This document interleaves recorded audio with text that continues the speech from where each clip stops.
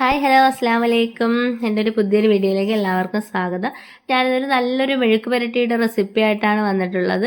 നമ്മുടെ നാടൻ പയറുകൊണ്ടാണ് കേട്ടോ റെഡിയാക്കിയിട്ടുള്ളത്. ഇത് റെഡിയാക്കുന്ന സമയത്ത് ഇവിടെ തേങ്ങാക്കൊത്തൊക്കെ മൂപ്പിച്ചിട്ടാണ് റെഡിയാക്കിയിട്ടുള്ളത്. ഭയങ്കര ടേസ്റ്റ് ആയിട്ടുള്ളൊരു പയർ മെഴുക്ക് പുരട്ടിയാണ്. ഉറപ്പായിട്ട് ഒന്ന് ട്രൈ ചെയ്ത് നോക്കണം. അതെങ്ങനെയാണ് റെഡിയാക്കുന്നതെന്ന് നോക്കാം. അതിനായിട്ട് പയർ ക്ലീൻ ചെയ്ത് വെച്ചിട്ടുണ്ടായിരുന്നു. വെള്ളം തോർന്ന സമയത്ത് കുറച്ച് നീളത്തിൽ കട്ട് ചെയ്തെടുത്തിട്ടുണ്ട്. അതുപോലെ തന്നെ ഒരു സവാളയും കട്ട് ചെയ്തെടുത്തിട്ടുണ്ട്. മെഴുക്ക് പുരട്ടി വയ്ക്കാനായിട്ട് ഞാനൊരു ചട്ടി അടുപ്പത്ത് വെച്ച് കൊടുത്തിട്ടുണ്ട്. ചട്ടി ഒന്ന് ചൂടാകുന്ന സമയത്ത് ഓയിൽ ഒഴിച്ച് കൊടുക്കുക. ഇനി അതിലേക്ക് കടുക് ഇട്ട് പൊട്ടിക്കാം. ഇനി അതിലേക്ക് കുറച്ച് തേങ്ങാക്കൊത്ത് വളരെ കനം കുറച്ച് നീളത്തിൽ കട്ട് ചെയ്തിട്ടുള്ളതാണ്. അതും കൂടെ ഇട്ട് കൊടുത്ത് ഒന്ന് മൂപ്പിച്ചതിന് ശേഷം ഒരു രണ്ട് കറിവേപ്പില 2 വറ്റൽമുളകും കൂടെ ഇട്ട് കൊടുത്ത് അതും ഒന്ന് മൂപ്പിച്ചതിന് ശേഷം നമ്മൾ കട്ട് ചെയ്ത് മാറ്റി വെച്ചിട്ടുണ്ടായിരുന്ന സവാളയില്ലേ അതും കൂടെ ഇട്ട് കൊടുത്ത് നന്നായിട്ട് ഒന്ന് വഴറ്റിയെടുക്കാം.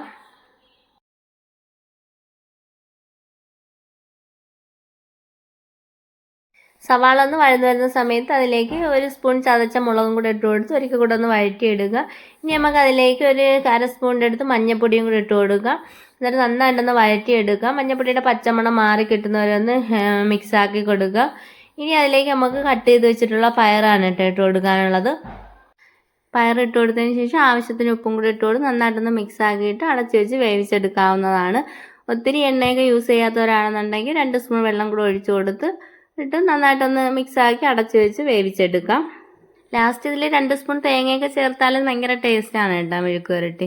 ഉറപ്പായിട്ട് എല്ലാവരും ഇതുപോലെ ഒന്ന് ട്രൈ ചെയ്ത് നോക്കണം. നമ്മളിവിടെ ആണെങ്കിൽ മെഴുക്ക് പുരട്ടിയിൽ തേങ്ങ ചേർക്കാറുണ്ട് കേട്ടോ. ഞാൻ മുന്നേ ഒരു ഇതേ കിടക്ക് മെഴുക്ക് പുരട്ടിയുടെ വീഡിയോ ഇട്ട സമയത്ത് തേങ്ങ ചേർത്തപ്പം ആരാ വന്ന് കമൻറ്റ് ഇട്ടിട്ടുണ്ടായിരുന്നു.